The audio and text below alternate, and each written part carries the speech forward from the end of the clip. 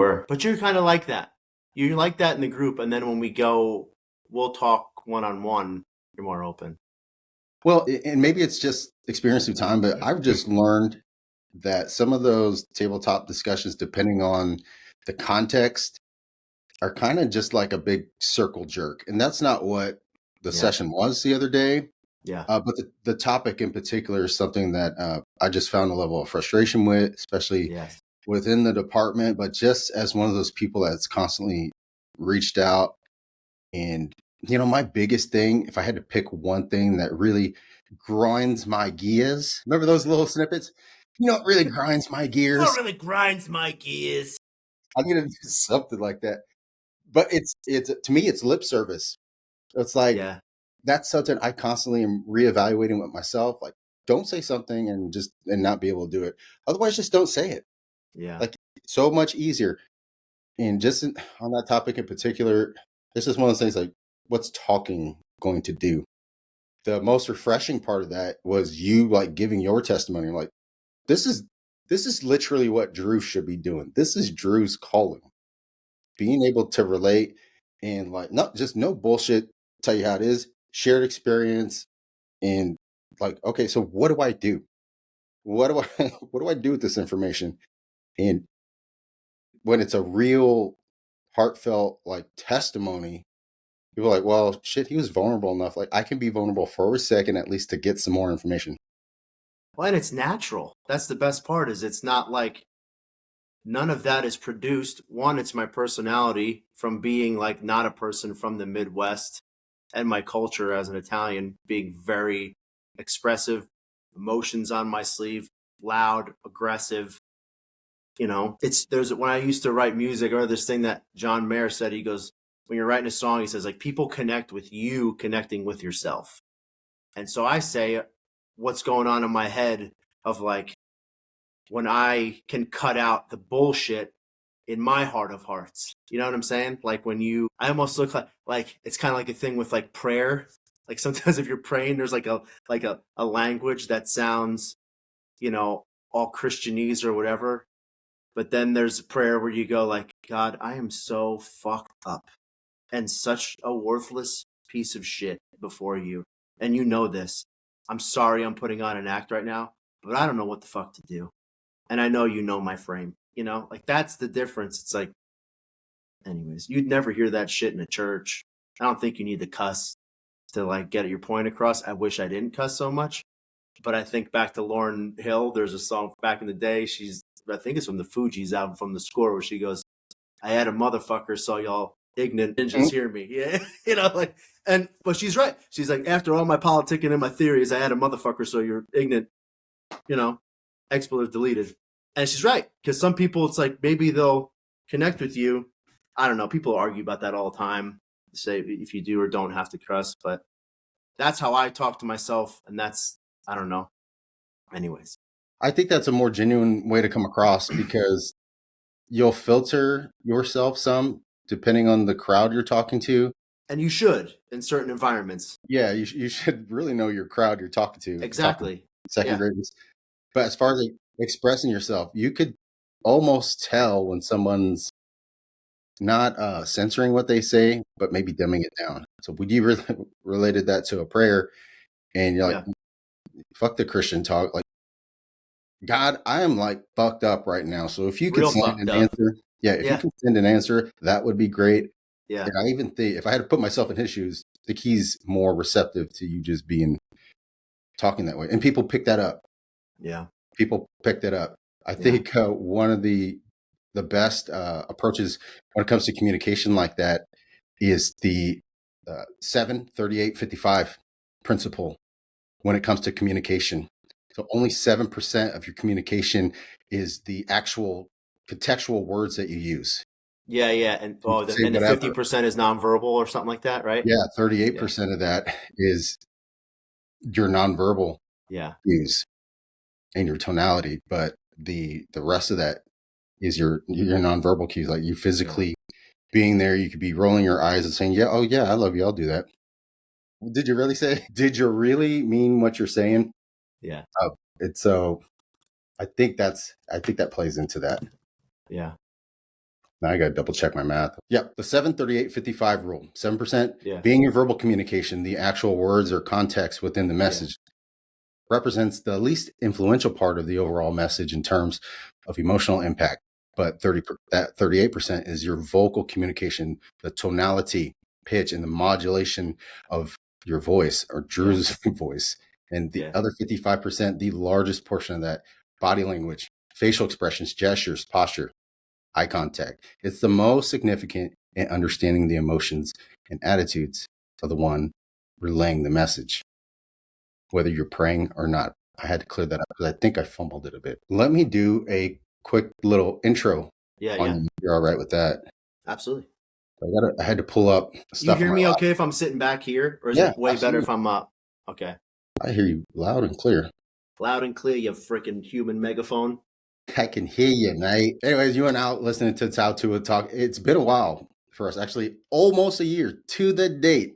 If you remember back to my guest and I's first episode, I had the privilege of sitting down with my coworker, friend / outdoorsman, and overall life enthusiast on the show today, Mr. Drew Figlo.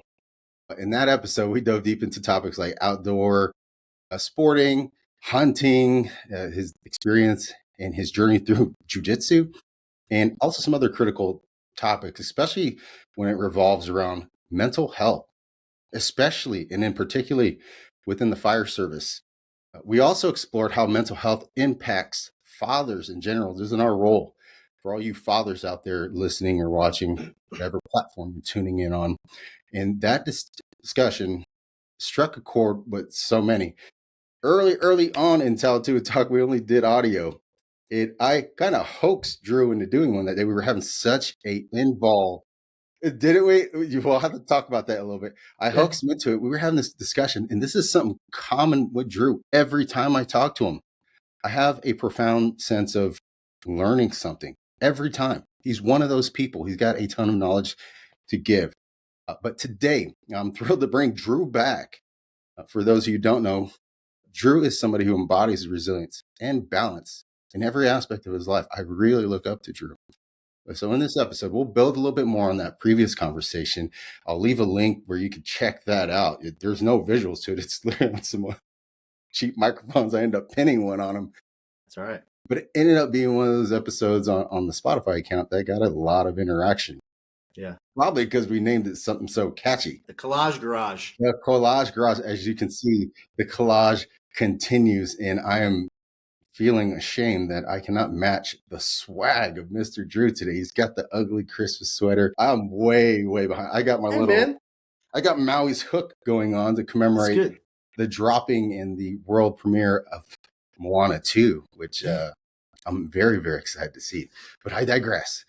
So we'll uncover more about Drew's journey because he's got some interesting updates. Because I'm excited for him, his insights, and also the lessons he's learned along the way. So we'll jump right in. Drew, aloha, welcome. And man, we got so much to catch up on. Yeah, bro. On things. Yeah. And so first off, like, tell us what you've been up to. What's on your mind? Like, I don't even have to outline this thing every time. Yeah. I'm learning something, but welcome to the show. Welcome back to Tautua Talk. Yeah, man. It's awesome.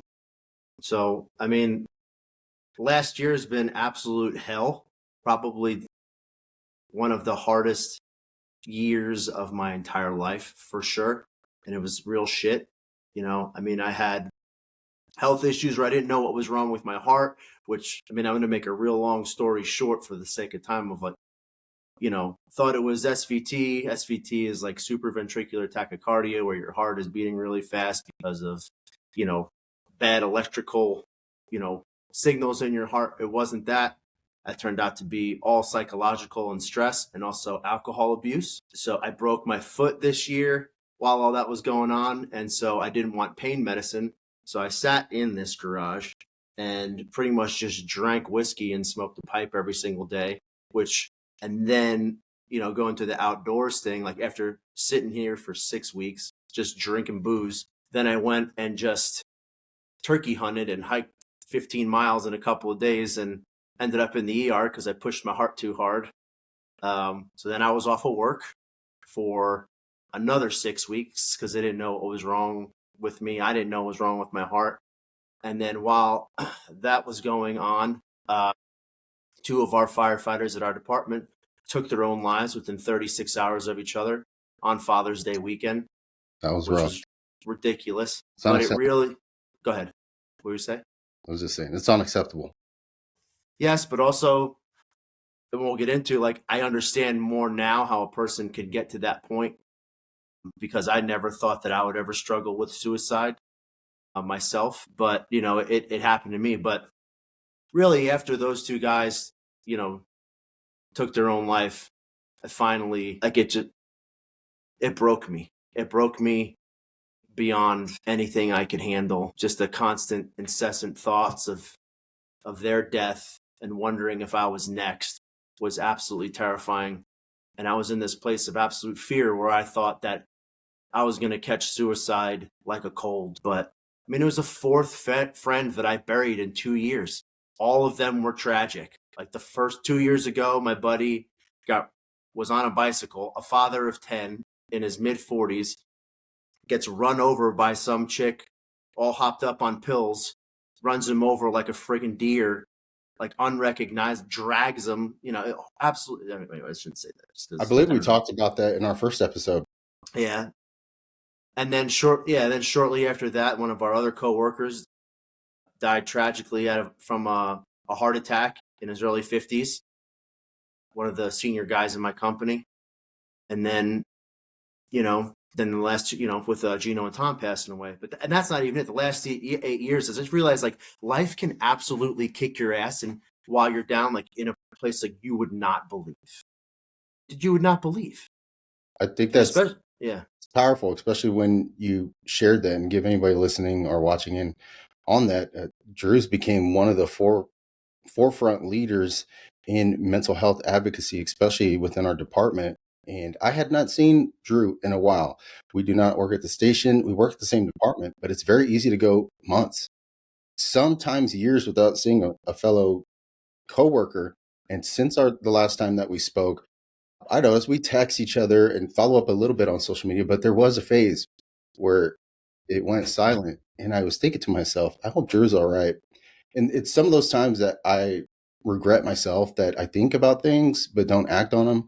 And I wish I would have sent text messages and just been a better friend on the follow up part, especially during that dark time in the middle of summer around Father's Day when we had our uh, big, impactful weekend of having two of our members decide to take matters into their own hands and end their suffering and the choice that they chose. But talking and touching a little bit more on what you went through, I didn't know how in depth it was, but I feel like that's fueled part of your resurgence and your newfound diligence in effort towards what you've been doing lately, as far as being able to not just be someone sitting around in the background, but can actively apply what you're learning, your life experiences, but yeah, some of this new training and education we're talking about, which I'd love to find out more about that. We talked about the other day,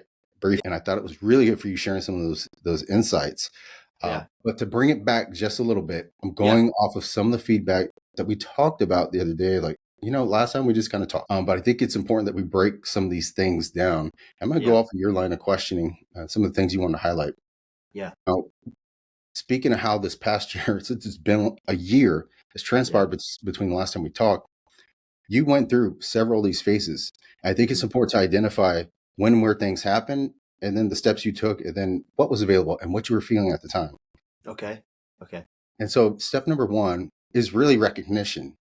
So, recognizing that there was a change in your mindset and your attitude, and something, and we'll explore, the specific event you can as much as you want. Yeah, But when did you notice? Did you notice there was just a day where you came to realization, now something is up. I have a change of heart. I have a change of mind. Like how was that? And I think that's something important. We help people help themselves identify. yeah. Like, what was the moment? What changed things for you? So, well, specifically after Gino and Tom, for sure, because so what Kia's alluding to. So I've decided to go back to school to pursue a master's in psychology to be a trauma counselor in the future. So get my master's in social psychology. to get my master's, which is something I thought I would never do. I grew up in New Jersey. I was a club rat. I was any and every drug you could possibly do. I dropped out of high school, but then finished and got my diploma. I thought that I was just I worked in restaurants. I thought I was gonna be, I was being groomed to run a pizzeria the rest of my life, like such a like Jersey cliche. So, and I was just, uneducated blue collar family, but not stupid. And that's a big thing that's changed in my life since I started counseling in the last 2 years, was recognizing that I'm a lot smarter than I ever really thought that I was, but that I had a mindset that I was a failure because of things I did 20 years ago. I'm still holding myself in a mental jail, thinking that I'm still that dumbass 16-year-old popping pills, taking the train in New York to go party. That's not true. I'm a husband, a father, a firefighter, right? Like musician. And,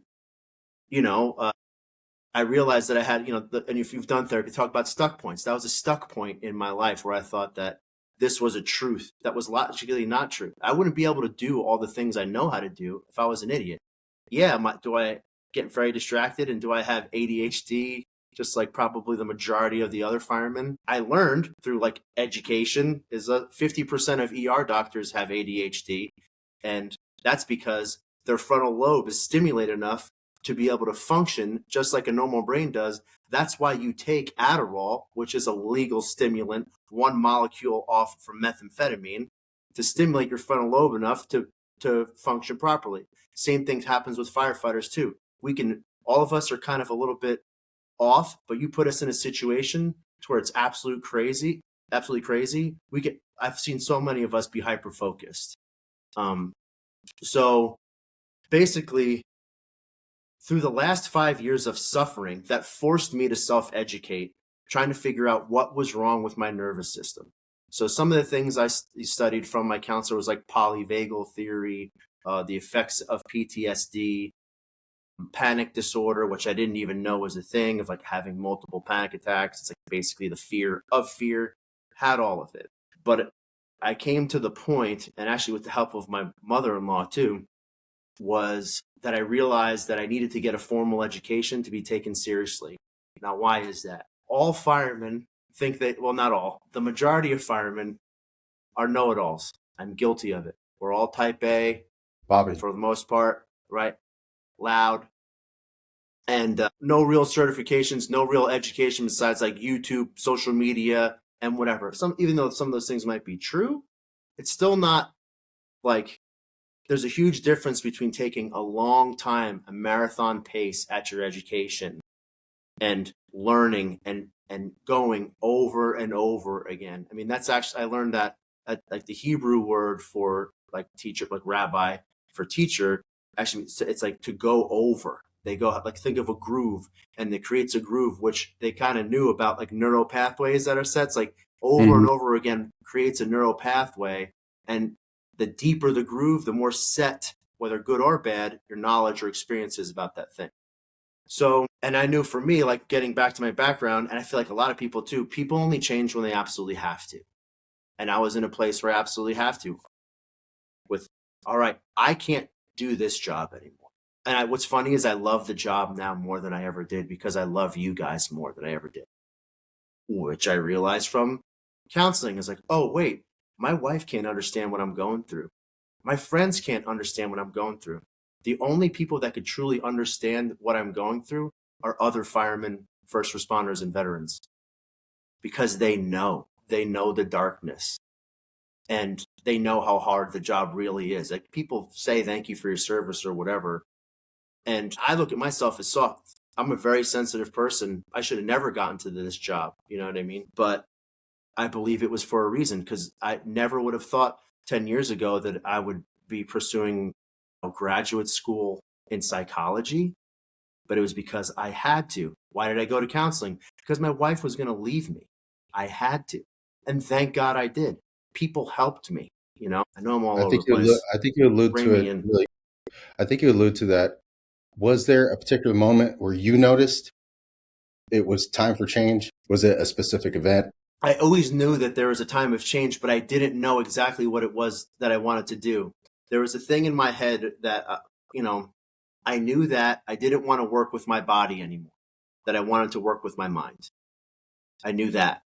And honestly, I took it to like a place of prayer of like, God, show me what the hell I can do, please. Because you have a lot of downtime at work, and most people just like stare at their freaking phone or watch movies. I've done that because you're exhausted and you don't want to do anything, right? It's a I'm good like, no, escape. yeah, It's a but good it's okay. It's normal.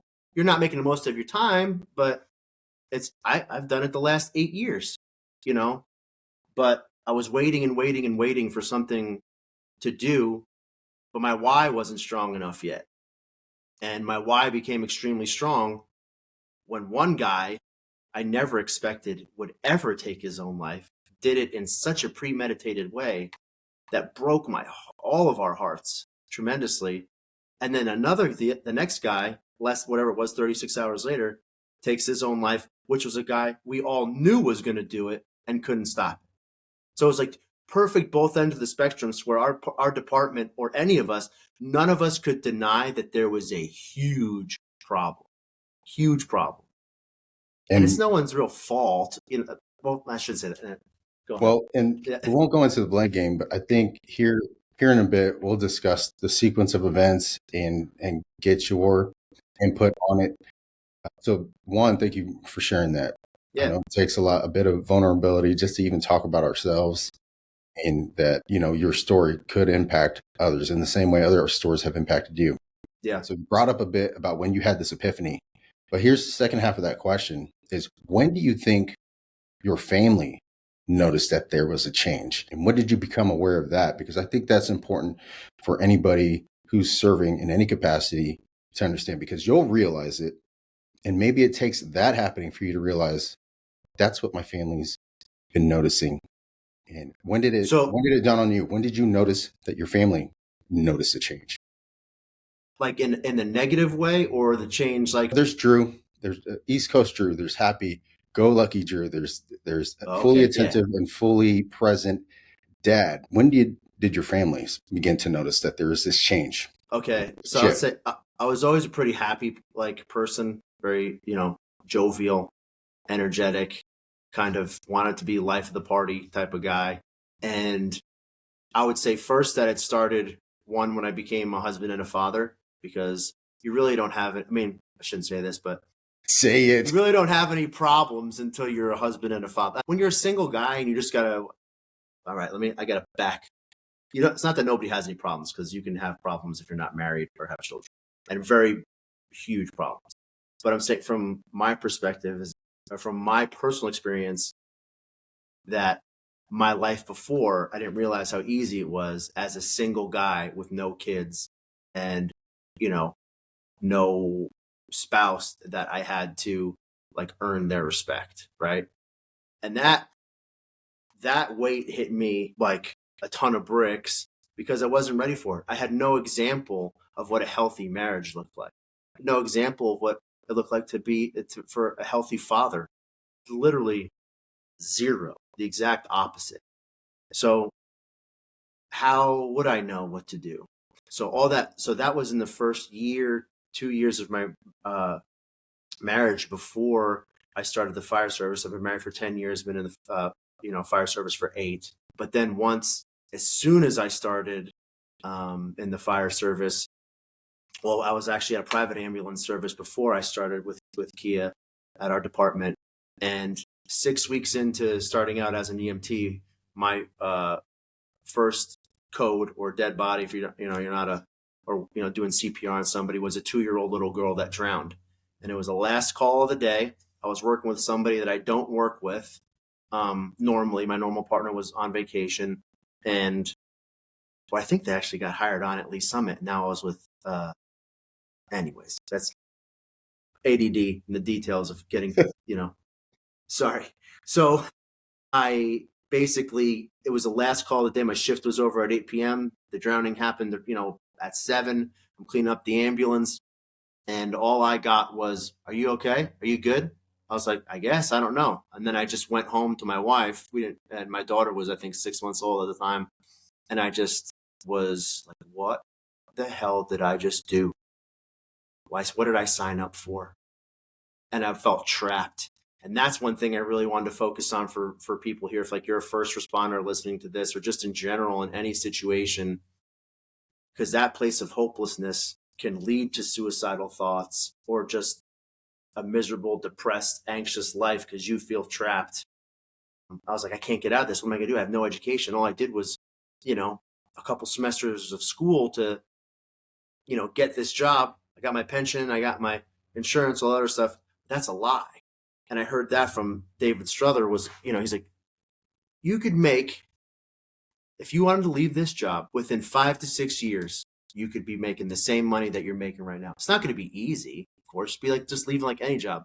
But my personal revelation was, Drew, do you really think that in this huge world, that being a fireman is the only way you can provide and take care of your family, that you're trapped in that? Stuck point. Smash the stuck point, move on. So getting back to the point of like, the focus of like, where did you change? So then that I became a monster, absolute monster. And that's when we were talking about like what I want to talk about, like so angry, so angry in every way, which fueled more self-hatred, more shame, just the perfect storm, perfect cycle over and over and over again of just being absolutely miserable. And I hated who I had become. But now the change now for, let's say, towards the better, I can't say that I noticed that Drew is doing like better. He's completely healed. No, absolutely not. It takes that's the hard part. Is like you don't want to, I think you don't want to kind of tell people this, that how hard it really is to do therapy and how long it takes. Like you can get a good amount of relief within the first, I feel like 8 weeks. Therapy ebbs and flows. You know what I mean? Like you're going to want to go, you don't want to go. You get a good therapist or a bad therapist. Maybe you need a different program, like individual sessions, group therapy. Like it's a long road because you have a lifetime of wounding and trauma that has to be worked through. And there's a lot of different tools that you can use to get healing, Yeah. So anyways, but I'll stop there for so. I think you hit on a lot of important points, and this is something, especially as you go through your training and dealing a lot more with the space, is identifying when and where. So it's important that people know that, all right, I've had this change of heart, or something shifted, something's changed. Yeah. And then being able to notice that from your family members. They may notice it well before you become aware of it. Yeah. But what do we call that? And I had a very insightful conversation on my last episode with a gentleman. His name's Walt Disney. Yeah, like the Walt. Oh yeah, is that the Navy SEAL guy? Yeah, he's a former Navy SEAL, but he does family therapy, and his main focus group is the group that we're both interested in, is any frontline firefighter, military, police officer. He calls them shield bearers. So anybody that bears a shield. And in our discussion, he coined it as, he actually referred me a resource. It's this book called Operator Syndrome by Dr. Chris Frere. I hope I'm saying that right. It's a Frueh. And that's just simply identifying that operator syndrome as our job. Like word for word, I had to look it up here to give you the exact definition of it. Operator syndrome, it refers to the cumulative physical, emotional, and psychological challenges faced by individuals in high stress professions like firefighters, military, police officers, hospital employees, doctors, nurses, all that. And it does a great job at explaining that being in these high stress, emotional job spaces for years on end, you accumulate those stressors from that environment. When you talked about that call at the time, it didn't affect you much. The last call of the day, just got through it. But then you come to this point where you're starting to notice in the surfacing of symptoms that your body's starting to respond to that. The average human being, which is why not everybody is in public service, can't take those traumatic events and process them properly. And so something that's really good, and you tell me what your experience is like, something that we're really good as frontline service providers is compartmentalizing things. Yes. But so good at it that you often keep things locked up. You have to keep family here. You have to keep friend time here, and you have to be job here. It also refers to a term of hypervigilance.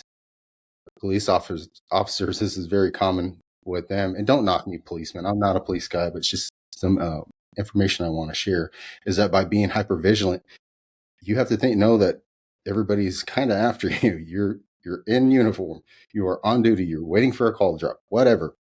And you have to treat everybody as a suspect and be very aware of your surroundings when you're on duty for 12 hours or 24. Situational awareness is Yeah. the industry way of saying it, but it's really hypervigilance. Hypervigilance. And then you get home. You are not in uniform, but remain hypervigilant. Loud sounds. All the time. Babies. Yeah. Could set things off. And I think that kind of dives in a little bit more into some of the common issues that we see. Would you agree? Yeah. Oh, for sure.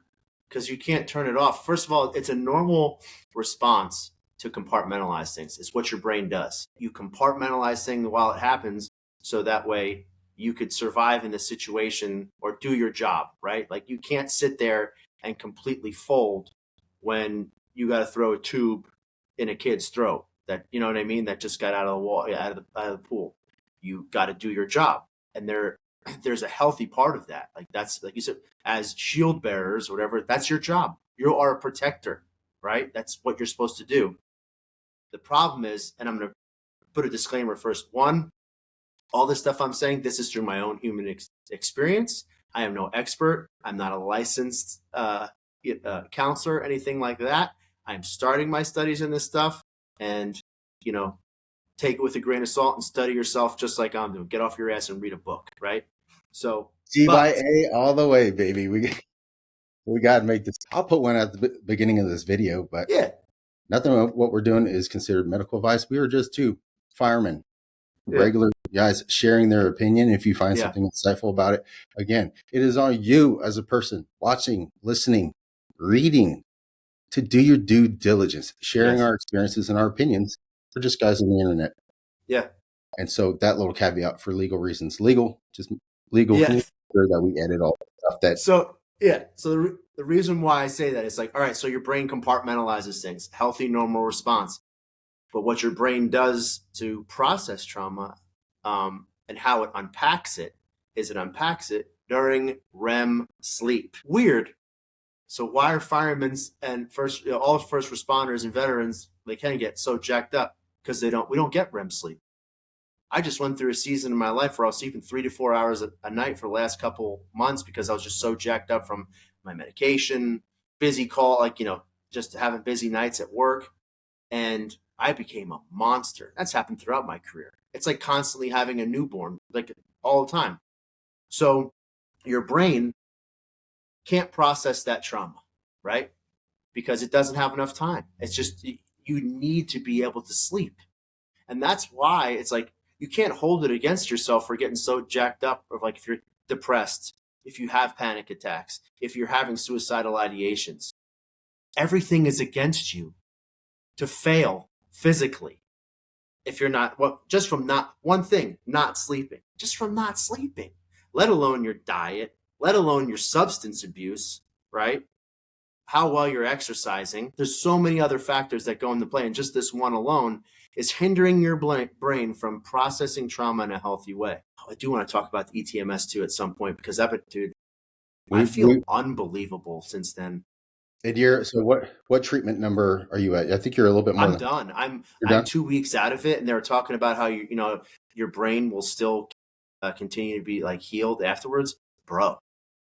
Yes. And what Drew is implying here is a therapy that I myself went through actually right after our interview. I went January of 2024 and received my ETMS therapy, which is electromagnetic therapy, not shock therapy, not where they shock you, but it's a utilization of magnetic waves and pulses to reestablish some of these neural pathways that Drew had mentioned earlier by having operator syndrome or being hypervigilant. Is that we've got to shut certain pathways down in order to stay compartmentalized.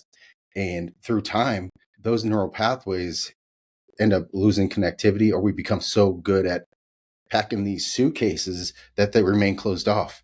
And also an added bonus on top of that is you sprinkle in some sleep deprivation, either from running calls all night or just the stress, added with caffeine and nicotine, all things that you're guaranteed to take into your backpack if you join the service because you get through the shift. By doing that, all these things start becoming an accumulative process and problem. So with this therapy, helps you reestablish those neural pathways. And Drew, having finished his up, is still seeing and reaping the rewards of having some of those neural pathways reestablished. So I think it's important we highlight some of those issues. But my main goal, if I had to say there was a goal out of this episode, was to get people to relate if they have similar problems. But not just that, not leave you on a cliffhanger. Like we're going to give you some actionable steps. Tools of the trays. And that was the episode title for my interview with Mr. Disney, is turning those traumas into tools, because they are tools and they're only tools. And the only way a tool is good is if you know how to utilize it, right? Yep. That's what we do in the fire service. Yes. Right tool for the right job. Right job. Yep. I'll tell you, both Drew and I, from experience, that there are tools that are being utilized right now that are passed down to the next guy, to the next girl, and are the common tools, but they may not be the right tools for the job. I'm talking about sex, escapism, alcohol, the feeling of loneliness. We are going to roll some of those out for you. And I think that's important we do. So let's cover ETMS. You brought it up. Yeah, man. Let's quickly discuss how did it go? What did you think? What are your conceptions of it beforehand? What were your reservations? Let's start with that. Going into that. But so you have some doubt. What was your doubt? Tell us how you're feeling. So the thing is, like Kia and a couple other people had told me about it too. Even when I went to the office myself, and the guys who run it, they're combat vets and firefighters and stuff like that run it as well, and cops. And they even said it seems like it's some type of snake oil. You're like, okay. So, but here's the thing. It's like, so in the state of Missouri, the state covers your treatment, right? It's $20,000 to do ETMS in what we're at, from my personal experience. That's about what you make on an overtime shift, right? Yeah. It's right. A lot of money. Yeah. It's a huge amount of money. It's a lot. But the state covers it for you, and they cover it for your family and your spouse as well, because your spouse is considered actually as first responder from secondary trauma, and your kids are just you get hooked up, right? Shout out to the legislation and to all of our leadership. The people who did do that, God bless them, because I thought it was kind of bullshit, just because I was like, it just sounded so crazy, and more so just apprehension of like, I'm not going to mess with my brain with something I don't know about. You know what I mean? So Kia did it, and then another guy did it, and they told me their testimony. And then when I was in group therapy through David Struthers' program, shout out Valiant Therapeutics Services, he's the man. David fighting good fight. Dude, David's the man. He is my inspiration and role model. I'm so blessed to have him as a tangible example of what I want to do. My God. Anyways, I'm not going to. Your holdups, your ideas of thinking this is snake oil. This has got to be bullshit, right? Magnets, like this is woo woo. Yeah, I don't. This ain't gonna work. That's what I thought. What was crazy? So it wasn't until almost a year later until I finally did it. But I had heard more testimonials about people with the same reservations about it, did it, and they're just like how much it helped their sleep, how much it helped brain fog, their irritability. I was like, all right. And I kind of had a couple serendipitous moments where like one guy told me about it, and he told me about how he just had peace in this kind of spiritual way. And then in that same week, a guy that I hadn't seen in 14 years showed up at my front door, like no phone call, no text, nothing. He just so happened to be down the street at my neighbor's house. Mm-hmm. And the neighbor said, hey, Drew lives down here. We used to paint houses together years ago.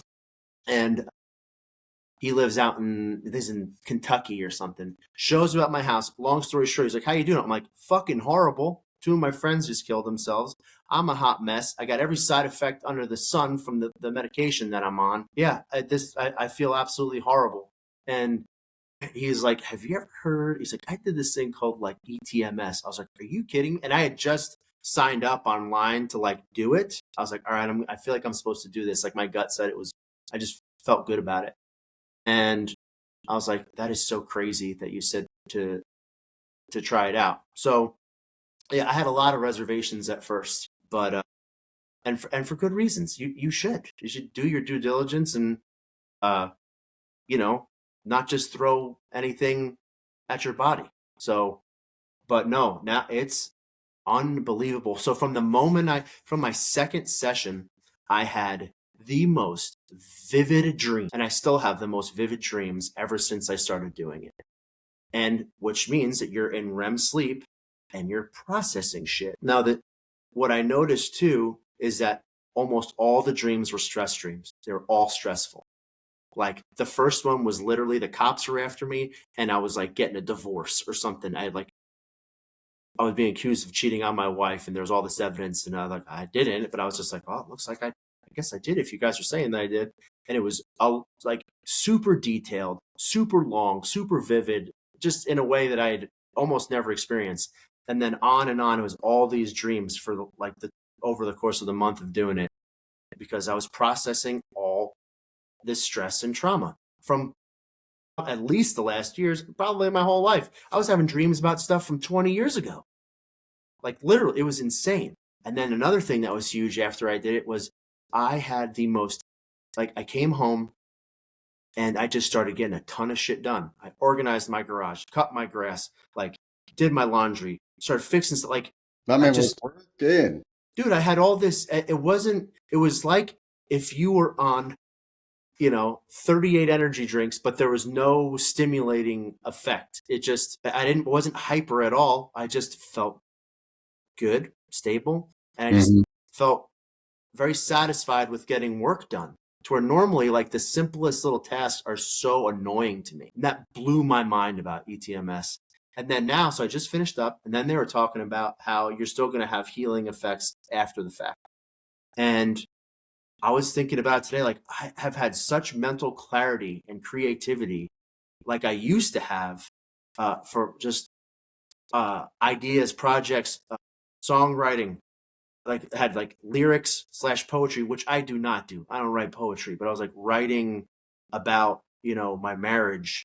And I was playing, some of the guys had a guitar at work. I'm playing guitar at work and came up with, like a funny song on the spot that I haven't done in years. Just ideas for a brand to go along with my nonprofit called One, which was to have a brand. I was like, well, I want to come up with this brand called like One, where you have like one focus, one day at a time, right? Like, we're all one together. Like it just kind of all worked under this umbrella of like mental health. And I was like, just every single morning, just like these ideas flooding my brain, where honestly, every single day is normally I'm just exhausted and waiting till I can take a nap and begrudgingly going about the day accomplishing my tasks. So Let me use I an highly analogy. recommend it. Yeah, go ahead. There's an analogy I used to explain to people because they don't have time to sit down for a long conversation like what we're Yeah. having today. The best way I can explain what ETMS is for those of you who are like Drew and myself, have all the symptoms of operator syndrome, hypervigilant, moody, all of that, and want to find a way to find a actual solution. The best way to draw that analogy is I use my computer. We all know what that is. So think of your computer. Yeah. If you're one of those people that is like us and you compartmentalize things, it's like a computer that's got 30 tabs open. Yes. Yeah. And by going through this therapy, it allows you to close all these tabs. So you're not trying to do a little here, a little there. It closes those tabs and helps you simplify and focus on the things that are most important. That's Yeah. probably why you were able to see through the clutter and Yeah. just organize your thoughts. And Yeah. think about your computer. If you are running several programs, it's capable. Drew, you're fully capable of doing 100 things at once. But what does that do? That means you could do all these things, maybe Yeah. none of them really well. No, And it no, for sure. Yeah. slows your processor down. It slows that computer down.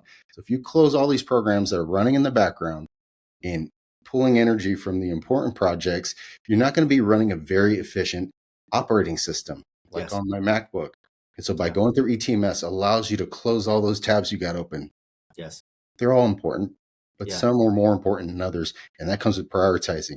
And that's first recognizing, seeking solutions, and then getting in therapy that's helpful. Drew and I have benefited a ton from going to this and allowing us to close those tabs across the board. This is And one tool, right? one, It's not, one I'm not saying it's the answer to everything. How it showed up in my life at the timing that it did was very, very helpful. I do believe that you really should, I would personally recommend doing cognitive behavioral therapy as in conjunction with it. I think you should. I think that the fire department and all police departments, you should be able to go to therapy. It should be part of your like benefits once a week if you want to go to therapy for sure. Perfect example. I'm going to rant for 1 second.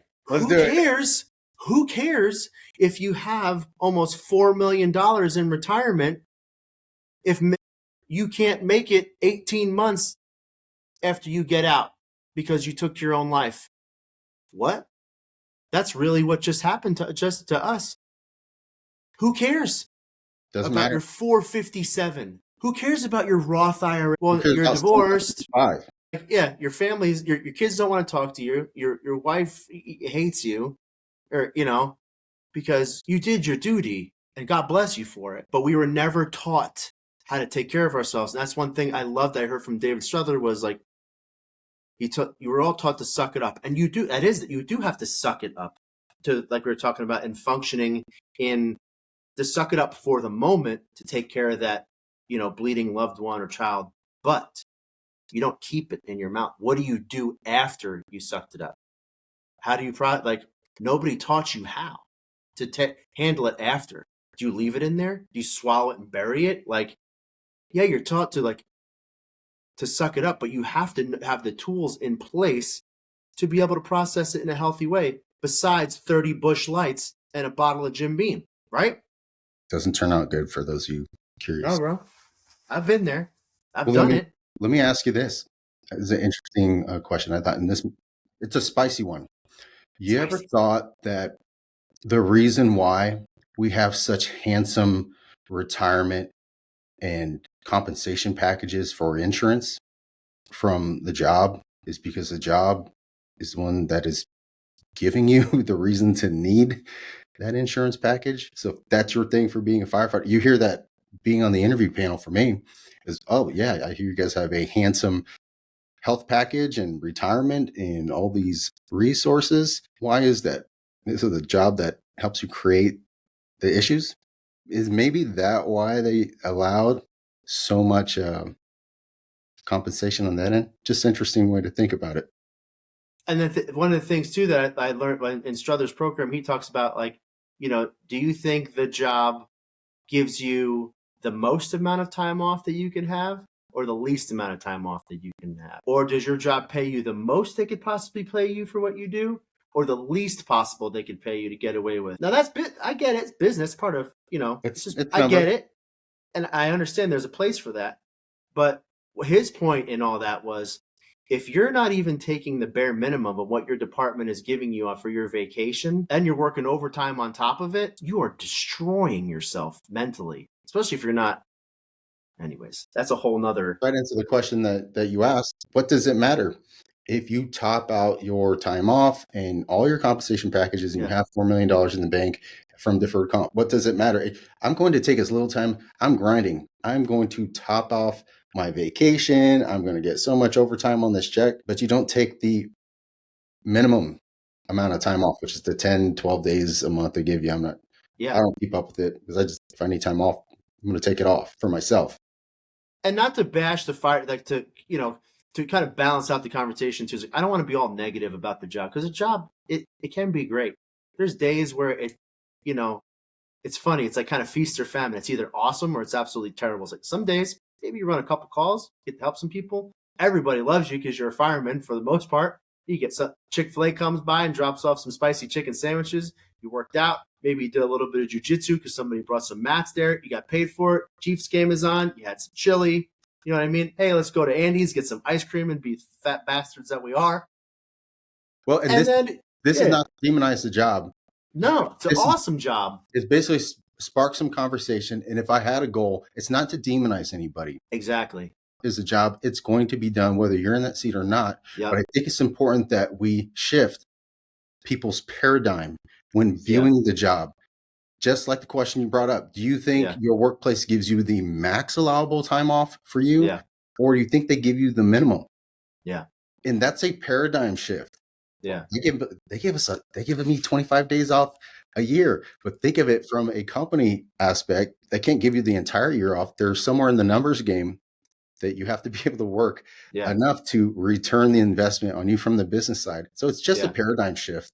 Yeah. Not to demonize anybody, but I think it's important we question our Yeah. paradigm and our perspective.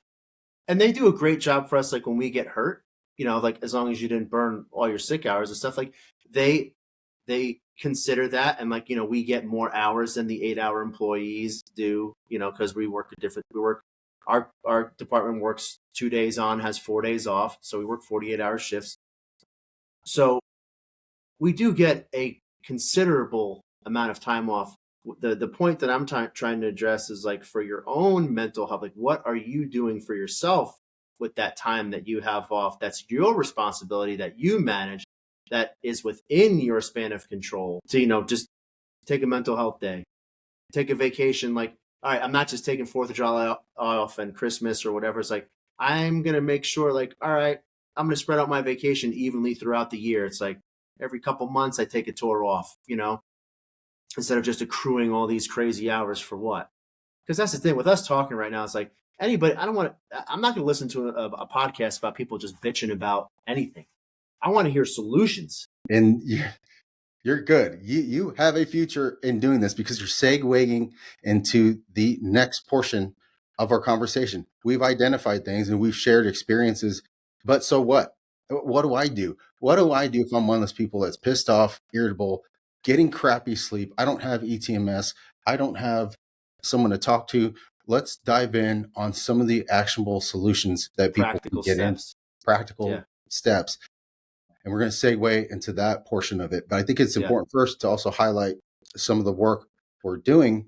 But what we've got to come to an agreement on is that with this particular issue, it requires water. Because we've been talking like crazy. Let's do that. Hydrate, my guy. Me too. Shout out to H2.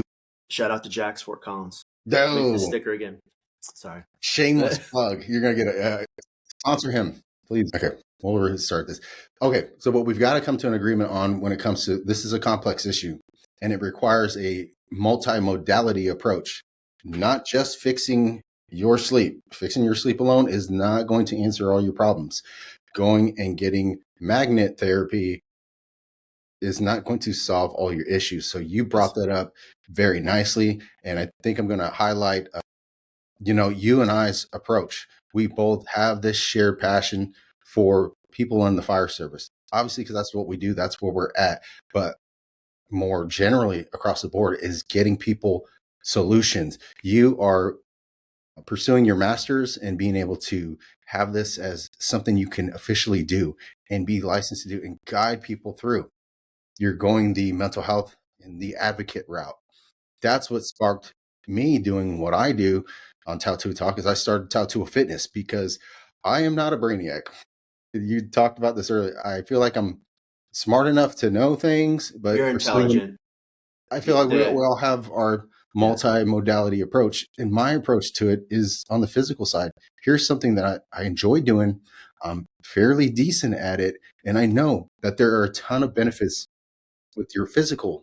You can get your physical right. You can get your sleep right. If you could eat right, you could focus on those mental things. It's very hard for me to think that I can think my way and meditate my way out of an issue. I've got to be focused in on something. Being a fireman, hands-on learner, let's just do something hard, and I could be processing while we go. And so we'll dive into more of the solutions. The first one I wanted to jump into right away, as far as what can you do? What's some of the things you should put on your priority list as far as starting to take the right steps to it? And you brought up sleep because I put that at the top of my what's to be mitigated list because sleep is something that I don't even know what that is. When's the last time we got really good sleep? And so you have to do several things to make sure that you're getting good enough sleep, but adequate sleep. Before going to that, I want to at least talk about what it is, because you touched on it earlier when we talked about being able to get this REM sleep. There may be people out there, what is REM sleep? What's he talking about? REM sleep, we'll go into identifying what it is real quick, and we'll talk about some actionable steps you can take. REM sleep is REM, our rapid eye movement for sleep. I have a little bit of knowledge in this. I started my medical career working for a pulmonologist where we conducted sleep studies, our polysomnographies. And so it's very interesting early in young Coach Kia's career to be able to see the testing. I wasn't worried about it at 18, 19 years old, but it's starting to come into play in my career now. And I feel like all things happen for a reason. So identifying what that is, REM sleep is rapid eye movement, but while you sleep. And nobody's sure why it happens, but there is a theory that's been postulated on why scanning and having this rapid eye movement is beneficial to the human body as far as processing memories. It's thought that through the evolutionary days that being able to scan the horizon, looking for threats, looking for food, and checking your surroundings, being hyper vigilant and very scene aware, that those are the ones that were able to propagate their genes through the years. And so this is a survival mechanism. Being able to get that deep sleep where you hit rapid eye movement does a number of things. And when it comes to sleep, you have actual 3 different stages. You have the falling asleep or the light sleep stage, where you're transitioning from a wakeful state into sleepiness. That allows you to start phase 2 of sleep, or stage 2 of sleep, which is the onset of true sleep. It's the slowing down of brain waves, the feeling of relaxation of your muscles, and your body starts to relax. Stage 3, which is so important, is that deep sleep where you're able to achieve this REM, or rapid eye movement sleep. It's slow wave sleep. It's for physical restoration. It's for support of your immune system. So many things vital happen in that deep sleep. What happens in REM sleep is high brain activity. That's those neural pathways connecting again. Vivid dreaming, memory consolidation. When we talk about your computer screen having all those pages open, if anybody's had computers for a long time, I know I started off with an old one, is I used to have to defrag my computer to free up memory and make it efficient. That's essentially what your brain's doing. It's processing memories, events, traumatic events too, as well, working your way through it. And it accounts for only about 20 to 25% of your sleep. So if you sleep for 4 hours and achieve REM 3, only an hour is truly that restful sleep. So again, memory consolidation, emotional regulation, brain development, creativity, problem solving. So you talked about it. When you went through ETMS therapy, you were able to sleep again, achieve REM 3. And what did Drew start doing? Finishing up old tasks, creatively being able to orchestrate music, be able to connect and feel these feelings that were locked away because all the screens were open. So when we talk about it, sleep is so important. But what happens is that sleep disruption because of the job. We can't control what happens at work, but we can control some steps we do. Do you agree up to that point? For sure. I mean, if you're going to do the job, and we signed up for it. So it's like, well, these guys are bitching about not being able to sleep, and you work at a department that, works 48-hour shift. Yeah, sure. And you're absolutely right. But there are things that you can do, like very practical things to make your sleep better, like you're talking about. One is, the number one thing that you should do is exercise. Exercise, I learned this a long time ago, that if you want to change every aspect of your life and focus on one thing that'll do that, is exercise. It'll change how you eat for the rest of the day. It'll change how you sleep. It's going to affect your mood. It is the best thing that you can do to have the biggest effect on your life, is to exercise, right? Also, it's just being smart. It's like, all right, you signed up for the job. All right, stop drinking 38 freaking Celsiuses a day, right? Coffee. Caffeine is going to you have to stop drinking caffeine by at least noon, they say. Like I said, I'm not an expert. This is just stuff from my own experience. You should stop by noon to be able to sleep well. You should get direct sunlight. right? Within the first hour of waking up for at least 20 minutes, I believe, right? Yes. Just do it in general. Like, don't worry about my numbers. Like, if you want, just look it up. Andrew Huberman or a great person to watch on that type of stuff, or just study, getting sunlight. What else can you do? Alcohol. Alcohol stops you from getting into REM sleep unbelievably. That's what destroyed me. I used alcohol to fall asleep and stay asleep, but then every night I wake up like 3 o'clock in the morning all the time and couldn't sleep and then felt like shit. You got to curb your alcohol, curb your caffeine, exercise. Those are all things that anybody can do that don't cost any money and in fact save you money if you apply those to your life. It takes self-discipline. It's hard. Choose your hard. It's hard not to do it, but it's also hard to feel like shit every single day because you're doing it. You have to stack the chips in your favor as much as you can possibly control. And those are just simple, practical steps that we've heard before, but it's okay to be reminded of it because I need to be reminded of it because I still make mistakes like this on a regular basis. None of this stuff has cured me, percent, but it's definitely made things a hell of a lot better. You know what I mean? Like Absolutely. applying these principles and therapy and all that stuff. So, And actually, going to be providing a cheat sheet of the 10 things you can do. Drew touched on almost all of them. We're going to highlight those. I'm going to give you a cheat sheet that you can access and download and give you those top 10 things, but not just that, actionable steps under each of those on tips and tricks on how you can start mitigating each of those things. Drew touched on a number of them, and I'll just reiterate them for you. Is the number one thing you can do is exercise, of course, but prioritizing your sleep is very, very important. And we'll give you some steps. You create a sleep inducing environment. Like that's going to be key. So prioritizing and optimizing your sleep is going to be key. The next one, touched a little bit on it, is nutrition. Because you are what you eat. We eat pretty good at the fire department, but I always tell my coaching clients that there's a difference. There's quality and quantity. So quality is going to dictate how you feel. You eat high quality foods, you're going to feel higher quality. You eat pizza and dog shit, you'll be able to get the nutrition, but you may feel the quality difference. You'll notice it. And then the quantity is going to dictate how you feel. So if you eat in large quantities, you are going to get larger and vice versa. So nutrition is key. Got to put that on your focus. So engaging in physical activity or exercise. Look, if you can tune into your body and get your body functioning at a high level, it's got a cascade of effects on everything else when it comes to dealing with operator syndrome, being hypervigilant. Okay.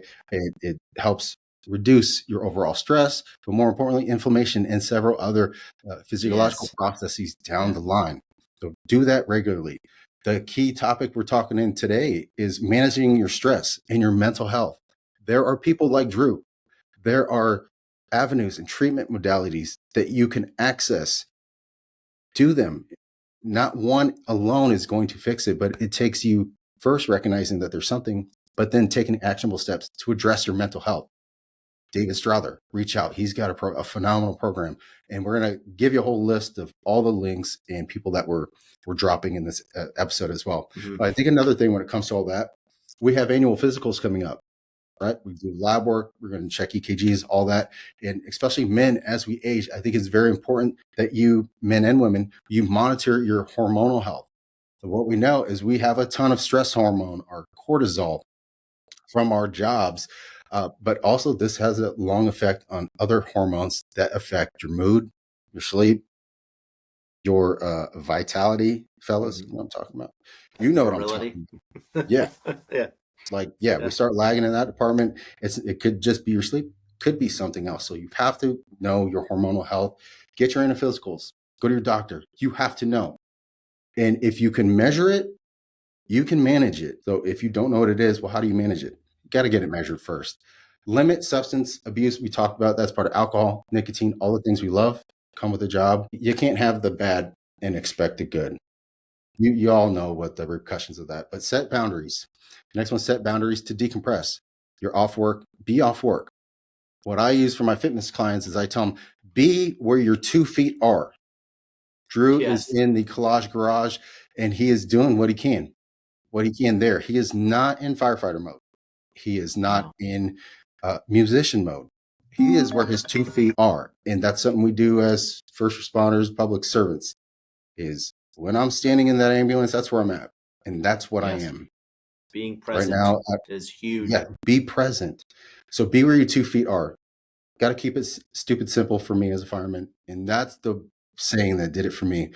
But also foster those strong relationships. If your 2 feet are with your family, then you should be fostering those relationships. Same thing with work. Yes. So on and so forth. And the last two, I'll just cover them real quickly, is being able to recognize the warning signs of a family member, of a coworker. Like, look for signs of burnout, depression, chronic fatigue. Just ask. That's where I told you I was knocking myself, Drew, earlier in the year. There was a phase it kind of went radio silent, and I was like, I'm thinking about them. I need to be asking. That's on me, and that's something that we all can work on. But act early. Act early. And last is to have this interlude into what you're doing, the work you're doing, Drew, and some of the partnerships that we've been dealing with and linking with and networking with, is then find a professional. Yes. Find a professional. And it's a part of what spawned your jump into what you're doing. It's great to be someone who finds information and studies, but nobody's going to take you serious. You're not credentialed and going the right way. What suggestions would you have for somebody on reaching out to a professional? And what's one way someone can differentiate whether this is just a guy that listens to a lot of podcasts or this guy? You know what I'm saying? Because some people think that's all they need. So what are some steps? How would somebody do that? So one way you could find, you want to, just like anything else, you can look up reviews, and a lot of reviews for therapists is on Psychology Today. And that'll have information like a biography and a brief synopsis of, what modalities they use to treat people. Like if they use EMDR, Sandtray, they do child therapy, if they do marriage counseling as well, like what type of therapy that they do. And the thing is too, is like you want to find somebody that can also understand, if you're a first responder getting treatment, or a first responder veteran, stuff like that. That's key. That knows, or at least like what you're going through. Like, so for example, when we were talking about when we had the peer support meeting, when they came around, and Josh was mentioning about 42 Cares, which is a thing in Kansas City here, about how the director there, she basically vests all these different therapists, that they're not just somebody who took a 2-hour online course and says that they're trauma certified, or someone that actually has a background and did like a year here or some type of training, stuff like that. So that's part of the journey, is finding a good therapist. It takes work because everybody's different. This is relational, and this is how life is designed. I believe that life is hard because we need each other. I feel like life makes you get to a place where you can't do everything on your own, and you're forced to connect with people. That's the beauty of life, the mystery of life in the universe. So we need each other. I believe you'll never reach your full potential totally alone. You just won't, at least for me, spiritually. So, you got to have the patience of, like, you might find a counselor, they might be great for you for 6 months to a year, but maybe as you grow, they're not. You need somebody else. Maybe you need to do group therapy or something like that. So those are practical steps that you could take to finding a counselor. And it also start with maybe your EAP at your department, if that's offered to you. If you don't have enough money, or if you're having like insurance issues or something like that, or you don't know where to start, at least start there. What is it they're looking for? For instance, if I don't know anything about this, what do I need? Like, what do I call it? Do I need a therapist? Do I need a license? What would that be called? So for counseling, like if we're talking about first responders, like what would they need? Like, that's something that I wasn't sure what to call it. Is it a doctor? Do I need a therapist? Do I need a counselor? Let's clear that up for people that may be thinking. Interesting. I guess I never thought of it. Like, I what know was that's your actual because you title? all those words kind of go together. Right. You have a psychologist who has their doctorate in it. Then you have licensed counselors So having that a specialize. having a master's specifically to what you're doing, what would That gets then you your license to practice as depending on what type of counselor you're going to be. That's okay, basically like when you're a medic. It's in your master's. Your master's is basically paramedic school, and the clinical part of it mostly. okay. So you have to go do a year of counseling for free, basically, in some programs to where you're like observed and you're treating people. So would it be But there's all different types a licensed of counselors. therapist? Is that more specifically what you're looking to get into? Yes, yeah. An event. I mean, if I mean, I never saw myself pursuing graduate school. Like, if I go to get my doctorate, maybe in the future, like I try to hold everything very loosely in my hands and see, you never know what life brings you. So if that maybe if I see a benefit to it, great. But I'm going by like David Struther. What he did was he was actually pursuing, he said he was pursuing he thought he had to get his doctorate. But then I think it was a family member that he asked him, like, what do you want to do? And he's like, well, this is what I want to do. He's like, all right, go get your master's in social psychology, do this. He's like, do you want to go to school for 6 years, 6 to 8 years, or do you want to go to school for 2 to be able to do whatever it is you want to do? And he's like, all right, well, then do this. Get your master's in social psychology so that way you could treat these types of patients. You have to look at the individual profile of the therapist and see what their expertise is. And that's why I recommend psychology today. It's very common, what everybody uses. And you read their bio. It's basically like the baseball card of the clinician, and see if it works for you. It'll have their rates on there, if they take insurance, where they're located, if they do things just in person or also virtually. And also one of the best things is be vulnerable, because there's probably somebody else that's gone down the road before you and could give you a referral. Because it's very good to get a referral from somebody that you know and that knows you, because they could save you a lot of time. Can be like, maybe this person might not work for you, but I know this other person that I think fits your personality better than it fits mine. So that's I feel the key is like having an open mind, having patience, and knowing that this is a long process, but you will get relief. If you do nothing, you're gonna be in the same spot that you've always been, doing the same bullshit you've been doing. Change your behavior, change your life, right? Yes. The So true definition of insanity is doing the same thing yeah, or activity over and over and over and expecting and different expecting different results. results. Yeah, So we all exactly do it what still. I still do shit like that. oh, I Like, know. But we're hard headed. That's what firemen do. Exactly what Drew said. If you're someone that's looking to get resources, well, first, you have to recognize that there has been a shift and something yeah, needs to be addressed. And for first responders, most of you all work for a mid-sized city like ourselves, or you have a yep, union, or you have some type of benefit package. Start with EAP. yeah, And all that stands for is your employee assistance programs. That's part of your compensation package. You all should have one. Reach out to there first. mhm, Identify that something's going on and take that first step would be to reach out to EAP. But just like Drew said, I'm summarizing what he said, is make sure that you go to credible sources to search for the specific type of therapist, psychologist, counselor. They're different. They're very different. So do a little bit of research on what it is exactly you want. Do you want specific help with marriage, yourself? Start with EAP, and they should be able to give you the resources on taking the next step. But the first thing is reaching out and being vulnerable. You yeah. have to admit there's something going on and there needs to be a change of behavior. Open your mouth, and it really it's this is it. You don't like train for a marathon by starting out and running the 20-mile run. You start out literally with 1 mile, week, sometimes even a half, or like, couch to 5K type of thing. You have to expectations, just like everything else in life, have to be defined and thought through. That'll help you in every aspect of your life. Realistic expectations of yourself, of the counselor.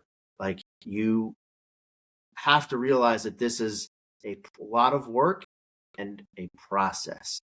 But that's what's beautiful about it. Because I would never be able to sit here and say the things I'm saying today if I didn't go through the hell of the last 2 years of, therapy and trauma. Because you still got shit going on. right? That's what David Strother says in his program. He's like, just because you're going to do this intense, 10 to 12 week outpatient program doesn't mean the world's not going to stop kicking your ass. Now you just have tools in place to be able to handle those things when life comes and, drop kicks you in the head, right? Mm. It doesn't mean it's going to fix everything. It's going to give you tools in the toolbox to be, and healthy tools to be able to deal with these situations in a healthy way, right? Yes. So nothing is a cure-all, nothing. Well, But it takes doing recognition nothing is also. not. Yeah, yeah. You got to open your mouth. I think that's the biggest thing to say is you got to open your mouth, and that's why I've been, I think, too vulnerable and oversharing. But I'm just at a point where I don't care. It's like, and normally my wisdom is like, don't tell anybody that you're pursuing your master's, because what if you change your mind? Or don't tell anybody you're planning on leaving the fire service to serve because you might want to make captain. I put myself purposefully, like burn the boats type of thing, like we Yeah. got here. I put myself where I said, this is what I'm doing. I'm not getting my acting captain anymore. I'm not doing this. I'm moving to the slowest station. I'm working on my nonprofit and my degree, and I'm getting out and I'm going to serve you that way. I found my passion, because then that puts that fear in you, and also gives me that accountability to be like, I better get this shit done, or I just ruined my reputation for sure. I went all in because I can't keep doing what I'm doing anymore. I'm 41 years old. I'm not fucking around. I care about your lives. I care about my life. And I want to help as many people possible in this specific way with this why, right? And for these people, serving those who serve. That's what I want to do. And you'll get there, but I got there through getting fucking help and opening my mouth. Sorry for cussing. Hey, that's keeping it real. That's the energy we need. And that's the type of Yeah. energy people need to bring when we're talking about something we're so passionate about. But that's key, what you talked about. And that's something I often put on to my fitness clients too, is that's part of accountability. If nobody knows that you're going to do it, like the brave step you took, like, I'm just going to tell people what my intentions are, being clear with your intent, but then actually taking action to it. Yeah. If you thought all these thoughts yourself, Drew, and you never opened your mouth, never made your intent clear, if you Yeah. were to quit in a week, nobody would have known anyway. That's a very, very safe place to be. Yeah. You have to I be will say vulnerable. this though. So another thing too is like, because you have to give credit where credit's due. Absolutely. My wife helped save my life because she found the counselor for me to go to. Like, we were getting separated because of how bad everything had been. And then my father-in-law, he paid for everything for us to go to, because it was outside of network, right? And if somebody goes, well, I don't have that, I understand, but your path is different. That happened to me. I was in a unique situation. That also was but that inspired me to do, pursue the nonprofits. Like, all right, somebody found a counselor for me. Mm-hmm. Somebody also came up with the money that was outside of network. So my father-in-law said, he goes, I'm going to give this money to my daughter anyways. He's I like, love that. so why wouldn't I give this money to you guys now when you need it to save your family? Because that's your most important asset. Yes. So who cares? It's just money. And I couldn't accept that because I didn't have a father. I didn't have a, I had a stepfather who hated my guts and a father that I used to do drugs with together, and, never got his shit together to take care of me and leave me any type of inheritance or give me any knowledge. You're good. But Let's I got help. Go ahead. I love what you're doing with the nonprofit. Let me get you plugging all of your nonprofit and ways people can contact you, find out more, any of the resources you have.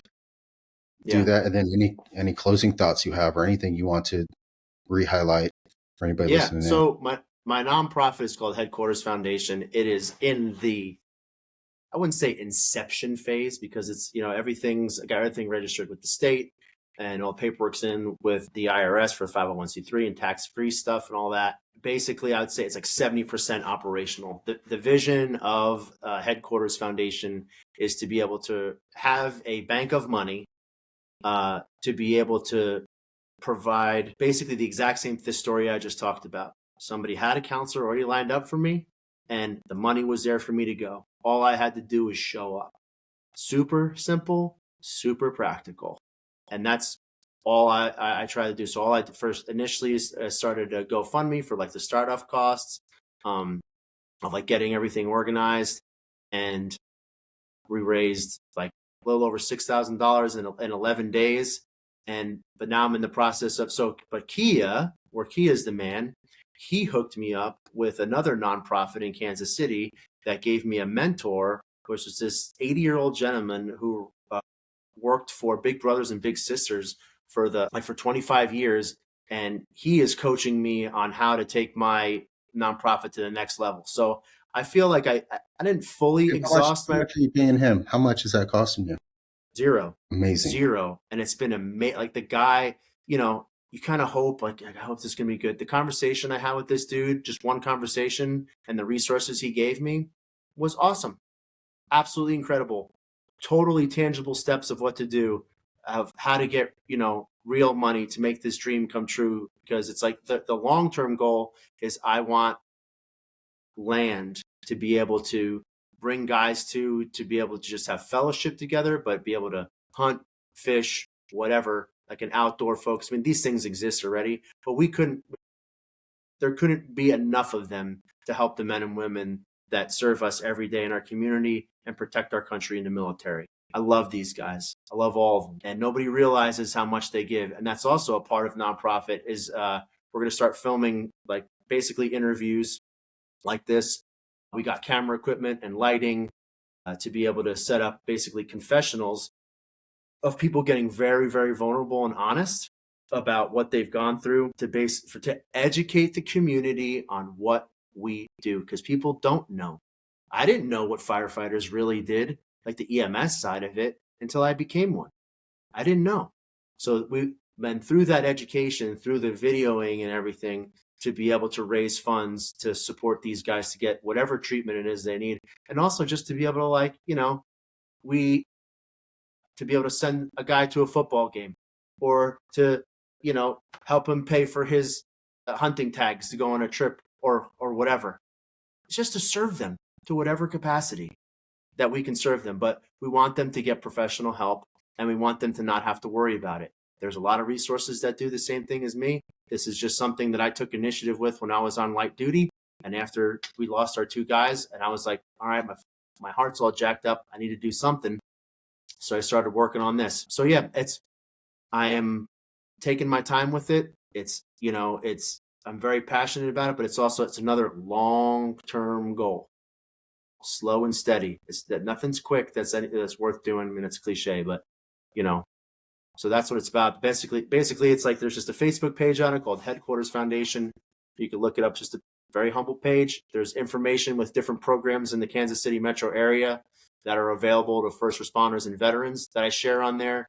Educational videos that I found, books on like marriage counseling. It's just a little platform to be able to share information to get guys the help they need. And financially, if you wanted to support it, there's a GoFundMe on there, and you can give whatever you want. If you don't want to give, share. Sharing helps. So you never know. $5, yeah, everything adds up, and it makes a big difference. But yeah, that's what I'm doing with the nonprofit, and I look forward to really seeing what it's going to look like in the next 10 years, because I really believe in it. I really believe it's going to get just better the more and more I get educated and the more people I connect with. So I feel very blessed. Yeah, I love what you're doing, and I've kind of run at the inception. So to hear that it's came so far, I mean, I know you say it's not fully formed, but you're incorporated. You are a nonprofit, and I just love the cause that you have. So anybody listening, look, if you're going through it with your marriage, you're going through it with yourself, you're a first responder, you're a public servant, you serve others. And the one thing that's fucking holding you back is you don't have this paper concept of what we call value, money. Yeah. Money's the number one thing holding you back. Guess what? There's now a foundation that sole purpose is to provide funding for people who feel just like you. So if you support Drew's message, Drew's cause, and feel like any of that may be helpful to yourself or somebody you know and love, then I highly, highly suggest you follow up with Drew and his foundation doing such powerful work, because it had an impact on him. And he took it upon himself to start an organization, find a foundation, and provide the same for others. Again, he said, if you want to find out more information, you could search Headquarters Foundation up on Facebook. You can donate freely, give what your heart can, do what you can do, but every cent, every red cent, every dime that you donate has action and has a beautiful, fantastic cause, and has real life impact on the people that money comes in place with. If you want to contact Drew directly, I'm assuming they can message you through Facebook, or do you have If you want to email? message me, like if you just need somebody to just listen to you, like I don't give a shit. But no, like I am not a licensed counselor. I'm not going to give you any advice. I'm going to talk. We're going to be two people talking about life, sharing. If you just need somebody to listen, cool. Hit me up on Facebook. Message me. We could share phone numbers, something like that. If it's you need to talk, and I could direct you to people that are licensed professionals that could help you. I'll do my best. If I don't know, I will find somebody who does know. That's what I'm giving my life to right now. So Don't discount yourself. If somebody did want to reach you, they don't know who you are. How would they reach you? What's your handle, email address? What's the best way for someone to reach you? If someone's listening right now and they absolutely have to talk to you, would love to talk to you, how would they do that? I would say so. Search Headquarters Foundation, the page on Facebook. Just how it sounds, Headquarters Foundation. Also, if you just search me on Facebook, Drew Figlo. You could see it right there. Is this going to show up on your video, or our names are on the bottom like that? Yes, and I'll drop a link with all of the ways to access and get a hold of Drew. I just wanted him to. Yeah, I'm no big shot. I'm not Andrew Huberman. I'm not Joe Rogan. I'm not, obviously. I'm in a humble garage. I work a blue collar job. So if you just want to talk to another dude that maybe has the same job as you, and you just want to vent, or you want me to get a fire under your ass and be like, hey, quit sitting around having a pity party for yourself. Like, let's do something about it. So I'm more than willing to help somebody, but just know I have realistic expectations of who I am. I'm a normal guy. I'm a father and a husband, a firefighter. I'm not licensed yet. I'm just doing my best to help my fellow man. That's it. If I could help you, I will. So, And I'll tell you, anybody who's listening or thinking about it, I myself, way before these episodes, way before we're on the path we're on now, found Drew as one of those people that I could confide in and have a real, honest, no bullshit, straight up man-to-man conversation, not feel like I was judged. He works. He's going to do phenomenal when he gets his licensure to become a practicing therapist. Right now, if you want real man-to-man, heart-to-heart talk with someone that's not going to bullshit you and just shoot you straight, reach out to Drew. He's one of the most insightful and knowledgeable and experienced people that I know. Obviously, barely touching on what he's been able to experience here in his life and share with you in this episode. Drew, I'd like to thank you for opening up and sharing your experiences, but also we burnt through an hour and a half. That I could go another hour and a half. It's easy to do. I love the work that you're doing, and such amazing strides that we've made, both as a podcast and as individuals, and now on your new roads, being a full-time licensed mental health advocate, something that I truly feel passionate for. I'm excited to see what the next 12 months brings. 2025 is going to hit different. So I appreciate you taking the time, hopping on and sharing your insights. Again, if you're listening in or watching this episode, I'm going to provide all those links and down in the description below to reach Drew Figlo himself or any of the resources we talked about today. Thank you, Drew, for doing that. And in wrapping up today's episode on Tautua Talk, I want to take a moment to again thank Drew for sharing his story, his struggles, and his wisdom with all of us. Drew's honesty about the challenges that he's faced with our demanding career, balancing his family, staying mentally sharp, is a reminder that, we're not alone. It's okay to struggle, but it's even more important to keep fighting for balance. That's your health and knowing your purpose, like Drew's why that he mentioned. If this episode resonated with you, please take a moment to give some feedback and drop a comment, share with somebody that you think may benefit from it. That's the whole reason. Don't hold it to yourself. Don't keep those secrets. Share with others. And maybe you'll also take it as a reminder to check in with yourself. But reach out to somebody you care about. Start making those small changes that can lead to huge transformations like this show 12 months ago, and like Drew and myself, continuously making strides. Thank you again for allowing us into your day, whether you're driving home from work, taking a break, unwinding after a long shift, whatever it is. Your time and your attention means so much to us. Remember, Tautua is the literal word for service in my culture. And I believe that Drew is a great shining example of that. But what's important is that you serve to lead. So it's a path to leadership through service. Is what Tautua means. So thank you again for spending your time here at Tautua Talk. Stay strong, stay focused, and take care of yourself. And until next time, thank you for tuning into Tautua Talk. We'll see you on the next episode.